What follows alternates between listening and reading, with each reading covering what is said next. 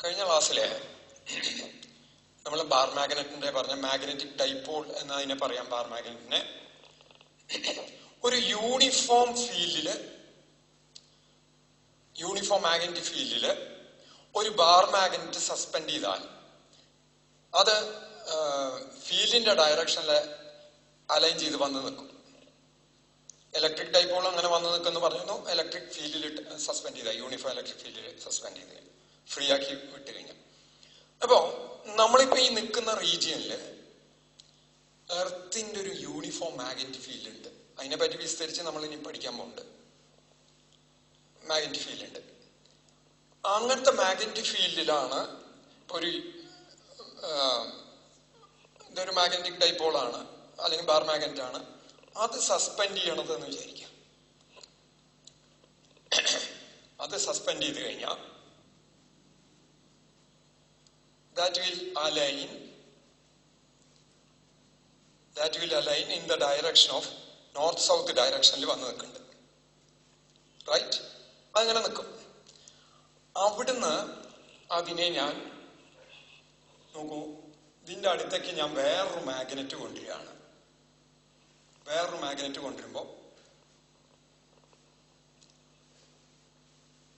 വേറൊരു മാഗ്നറ്റ് കൊണ്ടുവന്ന് ഞാൻ അതിനെ വിട്ട് കഴിഞ്ഞാൽ it starts oscillation. കാരണം ഞാൻ ഇതിനെ ഇങ്ങോട്ട് അട്രാക്ട് ചെയ്യിച്ചിട്ട് വിടുമ്പോ ആ എക്സ്റ്റേണൽ മാഗ്നറ്റിക് ഫീൽഡ് ഇതിനെ ഫീൽഡിന്റെ ഡയറക്ഷനിൽ കൊണ്ടുവരാൻ നോക്കും. അതായത് എക്സ്റ്റേണൽ മാഗ്നറ്റിക് ഫീൽഡ് ഇതുമേ ഒരു റെസ്റ്റോറിംഗ് ടോർക്ക്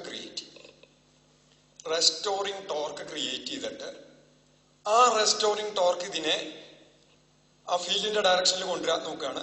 അതുവരെ എത്തുമ്പോ, അതായത് ഇപ്പൊ ഇവിടുന്ന് ഓസിലേറ്റ് ചെയ്തിട്ട് ഇങ്ങനെ എത്തുമ്പോ അവിടെ നിൽക്കാൻ പറ്റില്ല. ഇനർഷ്യ കാരണം ഇത് ഇപ്പുറത്തേക്ക് പോകും. വീണ്ടും ഇങ്ങോട്ട് ഫീൽഡ് റെസ്റ്റോറിംഗ് ടോർക്ക് ആക്ട് ചെയ്ത് ഇങ്ങോട്ട് കൊണ്ടുവരും. ഇനർഷ്യ കാരണം ഇപ്പുറത്തേക്ക് പോകും. അപ്പൊ ഇറ്റ് സ്റ്റാർട്ട്സ് ഓസിലേഷൻ. അത് കിടന്ന് ഓസിലേറ്റ് ചെയ്യാൻ തുടങ്ങും. It starts oscillation. And these oscillations are simple harmonic. ഈ ഓസിലേഷൻസ് സിമ്പിൾ ഹാർമോണിക് ആണ്. ഇപ്പൊ പറഞ്ഞാൽ എന്താ വെച്ചാൽ, ഇതിന്റെ അടുത്തേക്ക് ഒരു മാഗ്നറ്റ് കൊണ്ടുവന്നിട്ട് എടുത്തു കഴിഞ്ഞാൽ ഇറ്റ് സ്റ്റാർട്ട്സ് ഓസിലേഷൻ. റൈറ്റ്? ഇതിന്റെ പീരീഡ് ഓഫ് ഓസിലേഷൻ, ഒരു അങ്ങേയറ്റത്ത് പോയി ഇങ്ങേയറ്റത്ത് വരാൻ എടുക്കുന്ന ടൈം, ഒരറ്റത്ത് നിന്ന് തുടങ്ങി അങ്ങേയറ്റത്ത് പോയി ഇങ്ങേയറ്റത്ത് വരാൻ എടുക്കുന്ന ടൈം പീരിയഡ് ഓഫ് ഓസിലേഷൻ എന്ന് പറയും. ഇത് നമുക്ക് മെഷർ ചെയ്യാൻ പറ്റും. സ്റ്റോപ്പ് വാച്ച് വെച്ചിട്ട് അങ്ങനെയും മെഷർ ചെയ്യാൻ പറ്റും. റൈറ്റ്? ഇങ്ങനെ വരുമ്പോ ഇപ്പൊ ആദ്യം എന്തുണ്ടായി, മാഗ്നറ്റ് ഇങ്ങനെ ഫീൽഡിന്റെ ഡയറക്ഷനിൽ നിൽക്കണു. ഇങ്ങോട്ട് അട്രാക്ട് ചെയ്തപ്പോ ഈ ഫോഴ്സ് ഓഫ് അട്രാക്ഷൻ എങ്ങനെ നിന്നു. ഈ മാഗ്നറ്റിനെ റിമൂവ് ചെയ്തപ്പോ ഇത് തിരിച്ചു പോകുമ്പം ആ ഇക്വിലിബ്രിയം പൊസിഷനിൽ വന്ന് നിൽക്കണില്ല, മറിച്ച് പുറത്തേക്ക് ഒന്ന് പോകും ഇനർഷ്യ കാരണം. അപ്പൊ റെസ്റ്റോറിംഗ് ടോർക്ക് അതിനെ ഇങ്ങോട്ട് കൊണ്ടുവരും. ഇനർഷ്യ കാരണം അത് ഇപ്പുറത്തേക്ക് പോകും. വീണ്ടും റെസ്റ്റോറിംഗ് ടോർക്ക് ഇങ്ങോട്ട് കൊണ്ടുവരും. അപ്പൊ റെസ്റ്റോറിംഗ് ടോർക്ക് കണ്ടിന്യൂസ് ആയിട്ട് ആക്ട് ചെയ്യും. ഈക്വിലിബ്രിയം പൊസിഷനിൽ ഒഴിച്ച്, അതായത് അത് അലൈൻ ചെയ്ത് നിൽക്കുന്ന ഫ്രീ ആയിട്ട് നിന്നേരുന്ന പൊസിഷൻ ഒഴിച്ച് ബാക്കി അവിടുന്ന് ടിൽറ്റ് ചെയ്ത് അങ്ങോട്ടോ മാറിയാൽ ഉടനെ റെസ്റ്റോറിംഗ് ടോർക്ക് ആക്ട് ചെയ്യും. ഈ റെസ്റ്റോറിംഗ് ടോർക്ക് എന്ന് പറയുന്നത് ഇന്നലെ നമ്മൾ പറഞ്ഞു, tau equals mb sin theta ആണ്. What is m? M is the magnetic moment of the magnet. B is the uniform field in which, ഇവിടത്തെ കേസിൽ അത് എർത്തിന്റെ ഫീൽഡ് ആയിട്ട് വരും. ആ യൂണിഫോം ഫീൽഡിന്റെ വാല്യൂ ആണ് B. Theta is the angle between direction of magnetic moment and direction of field. ഇനി നോക്കാം. ഇപ്പം തീറ്റ വളരെ ചെറുതാണെങ്കിൽ sine theta approximately equal to theta എന്ന് പറയും. എങ്ങനെയാ ആ മാത്തമാറ്റിക്കൽ റിലേഷൻ വരണേ?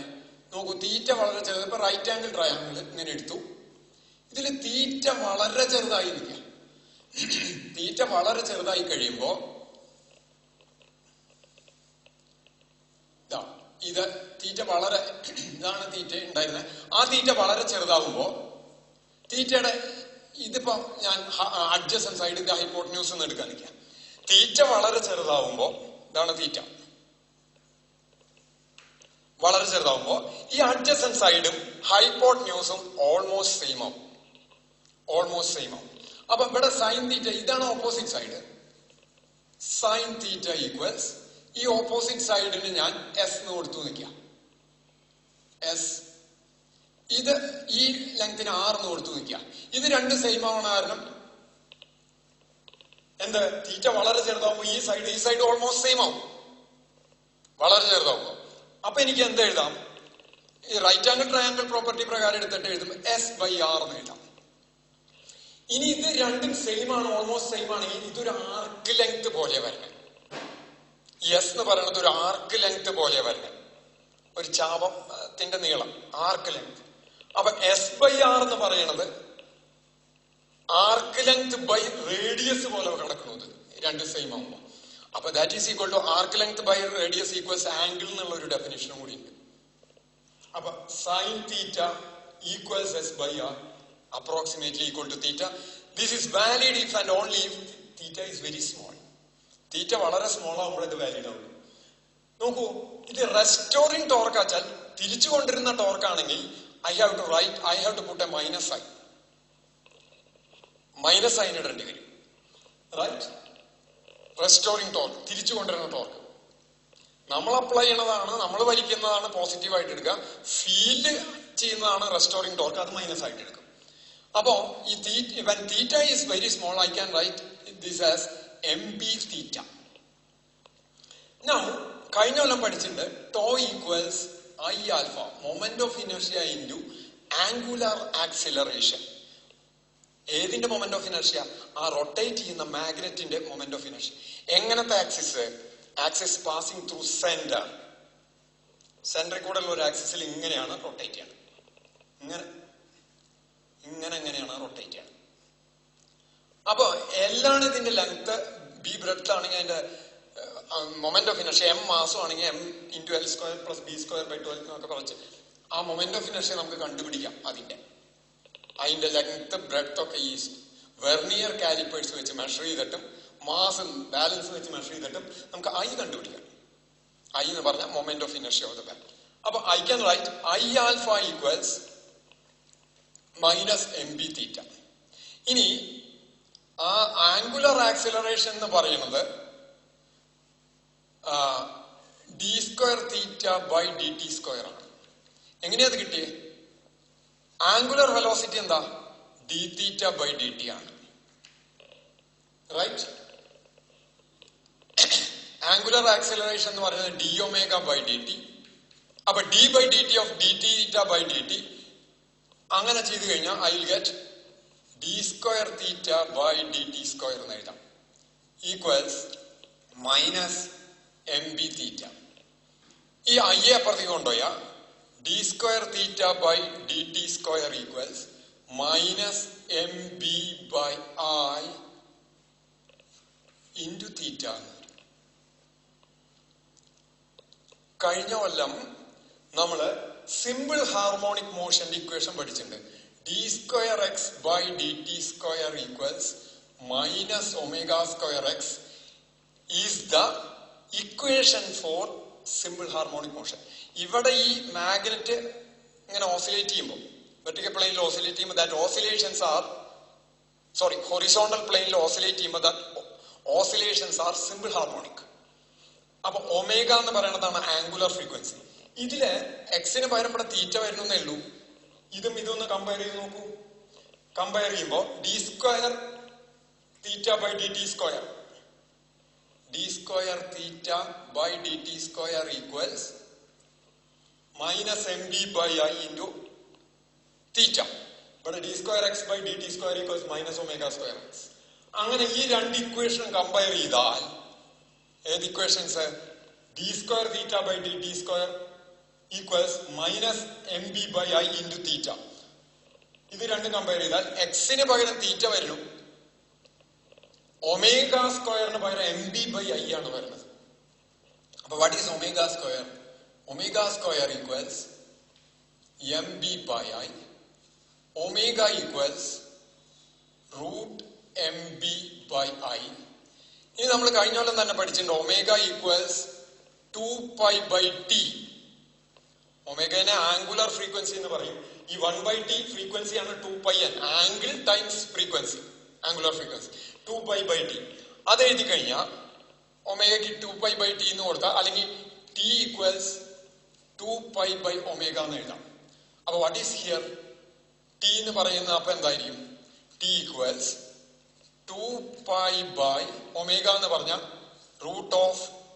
√mb/i, അല്ലെങ്കിൽ 2π√i/mb, 2π√i/mb എന്ന് വരും. 2π√i/mb എന്താണ് അത് കിട്ടിയിരിക്കുന്നത്?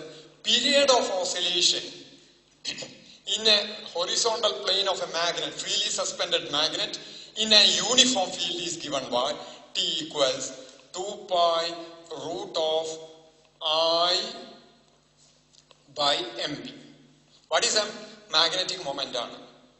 ഇതിനെ സ്ക്വയർ ചെയ്യാം. ഇതിനെ സ്ക്വയർ ചെയ്ത് കഴിഞ്ഞാൽ t² ഈക്വൽസ് 4π² i/mb എന്ന് കിട്ടും. So what is m? ഞാനിത് മാറ്റണു. m ഈക്വൽസ് t² അപ്പുറത്തേക്ക് കൊണ്ടുപോവാ. 4π² i/bt². 4π² i/bt². What is b? Magnetic field, എർത്തിന്റെ മാഗ്നറ്റിക് ഫീൽഡിന്റെ വാല്യൂ ആണ് t. അത് ഈ എർത്തിന്റെ മാഗ്നറ്റിക് ഫീൽഡിന്റെ വാല്യൂ ഒരു ഗോസ് മീറ്റർ എന്ന് പറഞ്ഞ ഒരു ഇൻസ്ട്രുമെന്റ് വെച്ചിട്ട് നമുക്ക് അതിന്റെ മാഗ്നിറ്റ്യൂഡ് മെഷർ ചെയ്യാം. ഐ മെഷർ ചെയ്യാം. ഐ എന്ന് പറഞ്ഞാൽ moment of inertia of the magnet. Bar magnet measure ചെയ്യാം. അതിന്റെ ഫോർമുലയിൽ സബ്സ്റ്റിറ്റ്യൂട്ട് എമ്മും എല്ലും ബ്രെഡ്ത്ത് മെഷർ ചെയ്ത് കഴിഞ്ഞാൽ അത് മെഷർ ചെയ്യാം. അത് എം മാസ് നമുക്ക് ബാലൻസ്, കോമൺ ബാലൻസ് വെച്ച് മെഷർ ചെയ്യാം. എല്ലും ബിയും നമുക്ക് വെർനിയർ കാലിപ്പേഴ്സ് വെച്ച് മെഷർ ചെയ്യാം. Period of oscillation that can be measured using a stopwatch. 20 oscillation ഉള്ള ടൈം മെഷർ ചെയ്തു. അതിനെ 20 കൊണ്ട് ഡിവൈഡ് ചെയ്ത് കഴിഞ്ഞാൽ നമുക്ക് t കിട്ടും. അങ്ങനെ നമുക്ക് moment of the magnetic moment of the bar magnet കണ്ടുപിടിക്കാൻ സാധിക്കും. ഇത്രയാണ് നമ്മള് ബാർ മാഗ്നറ്റിനെ കുറിച്ച് തൽക്കാലം ഇത്രയൊക്കെ പറയുള്ളൂ. എങ്ങനെ ഒരു ബാർ മാഗ്നറ്റിന്റെ മാഗ്നറ്റിക് മൊമെന്റ് കണ്ടുപിടിക്കാം, ഈ പ്രിൻസിപ്പിൾ യൂസ് ചെയ്തിട്ടാണ് ഇത്. ശരിക്ക് ഇപ്പൊ ഇതിങ്ങനെ ഓസിലേറ്റ് ചെയ്യുമ്പോൾ വിൻഡിന്റെ എഫക്റ്റ് ഒക്കെ ഒഴിവാക്കാൻ വേണ്ടിയിട്ട് നമ്മളൊരു ഗ്ലാസ് കേസിൽ വെച്ച് ടോർഷൻലെസ് ഇതായിട്ടുള്ള ഒരു ഫൈബർ ഒക്കെ ഇട്ടിട്ട് അറേഞ്ച് ചെയ്തിട്ടുണ്ടാവും. ആ സെറ്റപ്പിനെ വൈബ്രേഷൻ മാഗ്നറ്റോമീറ്റർ എന്ന് പറയും. അപ്പൊ അതിന്റെ പ്രിൻസിപ്പിൾ ഇത് തന്നെയാണ്. ഇത്രയാണ് ഇന്നത്തെയും ക്ലാസ്സിലാണ് നമ്മൾ ബാർ മാഗ്നറ്റ് തൽക്കാലം അവിടെ എടുത്തതാണ്. ഇനി മാഗ്നറ്റിക് പ്രോപ്പർട്ടീസ് ഓഫ് മാറ്ററിലേക്കാണ് ഇനി വിസ്തരിച്ച് എങ്ങനെ അതിനെ ഡിവൈഡ് ചെയ്തേക്കണം, മാറ്ററിനെ മാഗ്നറ്റിക് പ്രോപ്പർട്ടീസിന്റെ അടിസ്ഥാനത്തിൽ എങ്ങനെ ഡിവൈഡ് ചെയ്യുന്നു അതിനെ പറ്റിയിട്ടാണ് അടുത്ത ക്ലാസ്സിൽ പറയാൻ പോകുന്നത്. തൽക്കാലം ഇവിടെ നിർത്താം.